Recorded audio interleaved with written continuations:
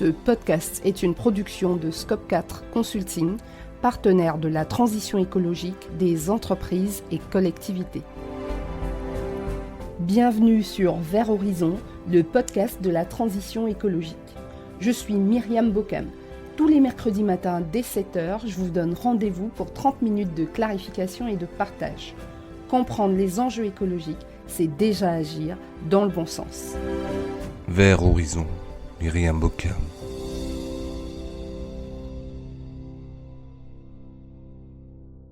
Bonjour à tous et bienvenue dans ce nouvel épisode de Vert Horizon.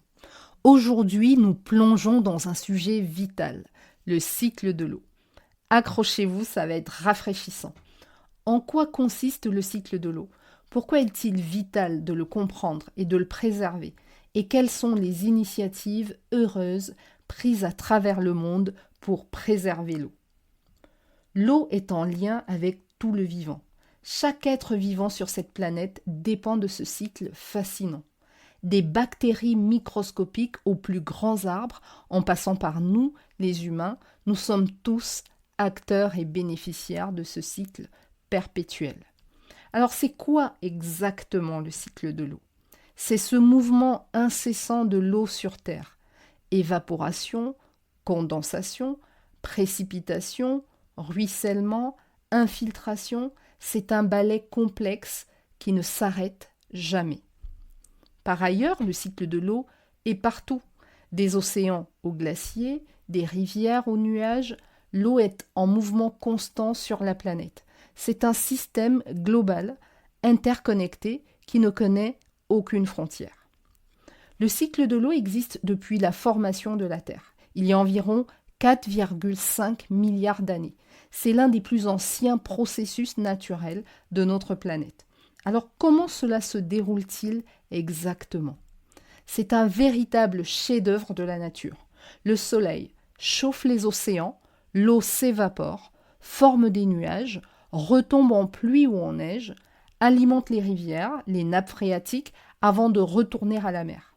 Un cycle sans fin, guidé par les lois de la physique et de la chimie. Quelle est la raison d'être du cycle de l'eau ? C'est simple. Sans ce cycle, la vie telle que nous la connaissons serait impossible. Il régule le climat, façonne les paysages, nourrit les écosystèmes. En gros, l'eau est le carburant de la biodiversité. On estime qu'environ 500 000 km3 d'eau circulent chaque année dans ce cycle.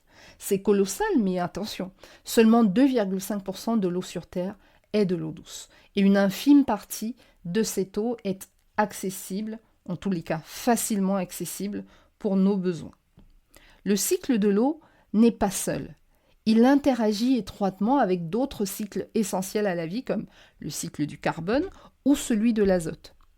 Tous sont interconnectés et tous sont affectés par le changement climatique.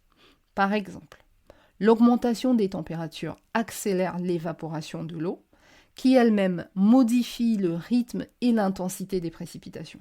Cela peut entraîner des sécheresses dans certaines régions, mais aussi des inondations dans d'autres régions.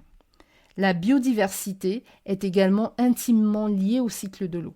Chaque écosystème, qu'il soit aquatique ou terrestre, dépend d'un équilibre hydrique précis. Les zones humides comme les mangroves, véritables hotspots de la biodiversité, où foisonne la vie, sont particulièrement vulnérables aux perturbations du cycle de l'eau. Alors maintenant, imaginons un instant que la ressource en eau se raréfie davantage. Quelles en seraient les conséquences pour tous les êtres humains ? Pour les citoyens, cela pourrait signifier des restrictions d'usage plus fréquentes, une augmentation du prix de l'eau, voire des migrations forcées liées au manque d'eau douce dans les cas extrêmes. Les entreprises devraient repenser leur processus de production lorsque ces derniers consomment beaucoup d'eau.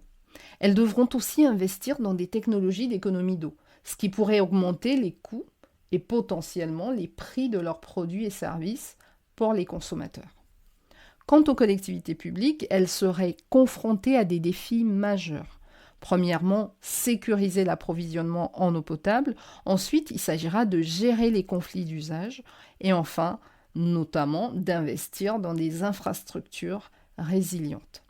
Mais ne terminons pas sur une note pessimiste, parce que partout dans le monde, des esprits créatifs et engagés mettent en place des solutions innovantes pour préserver l'eau et résoudre le problème du manque d'eau potable. Plongeons-nous dans quelques-unes de ces initiatives fascinantes. Premier exemple, les filets attrape-brouillard au Chili.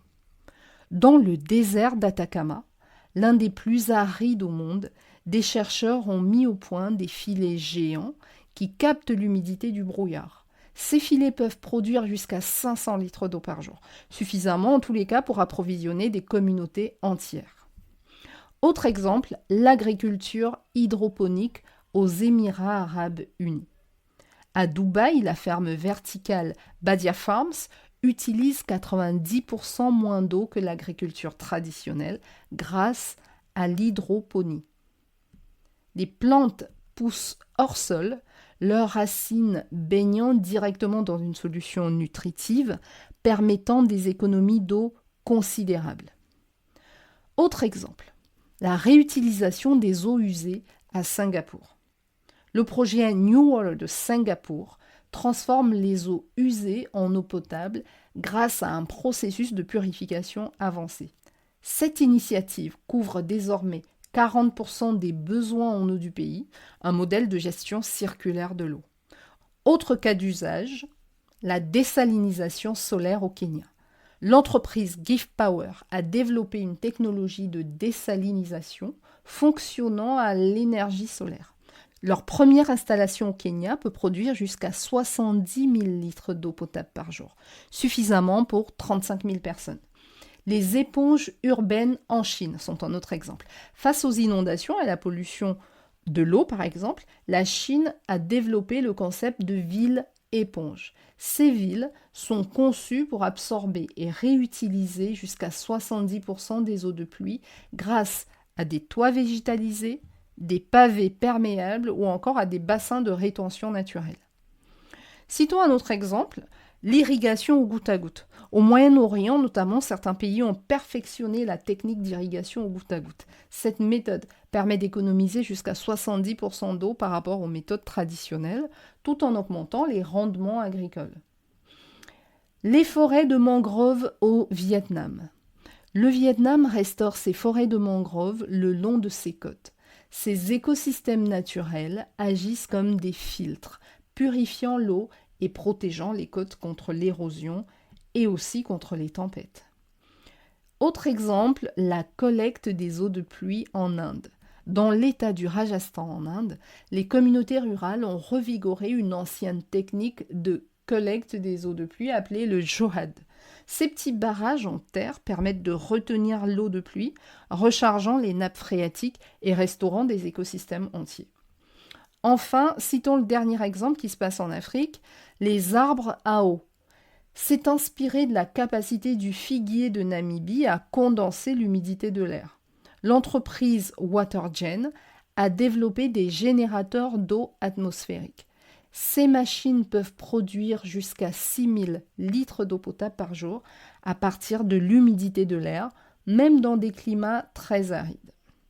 Ces initiatives démontrent que l'ingéniosité humaine, couplée à une compréhension profonde des écosystèmes naturels, peut apporter des solutions durables à la crise de l'eau. Elles nous rappellent que chaque goutte compte et que des approches innovantes peuvent faire une réelle différence. En conclusion, le cycle de l'eau, c'est le pouls de notre planète.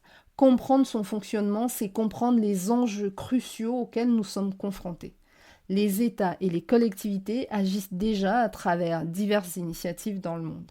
Chacun d'entre nous peut aussi agir à son échelle pour préserver cette ressource précieuse. La prochaine fois que vous ouvrirez votre robinet, pensez à ce voyage incroyable que l'eau a effectué pour arriver jusqu'à vous. Notre épisode est à présent terminé. Nous répondons à toutes vos questions dans l'espace commentaire sous ce podcast ou par mail à verthorizon.podcast@gmail.com. Si cet épisode vous a plu, n'hésitez pas à lui donner 5 étoiles et à vous abonner gratuitement sur votre plateforme préférée. Vous pouvez également rejoindre notre communauté Vers Horizon Podcast sur tous les réseaux, Facebook, TikTok, Instagram ou sur notre chaîne YouTube. Enfin, vous pouvez vous abonner à notre newsletter sur le site internet du podcast www.vers-horizon.net. Voilà pour aujourd'hui, on se retrouve mercredi prochain. D'ici là, prenez soin de vous et de votre environnement.